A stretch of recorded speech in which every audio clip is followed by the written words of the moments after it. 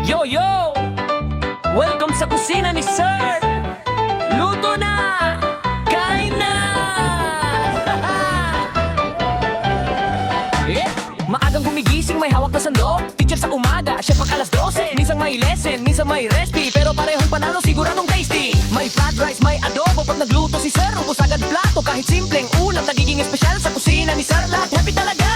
Pag amoy pa lang, sob na agad. Mga kapitbahay napapasilip lahat.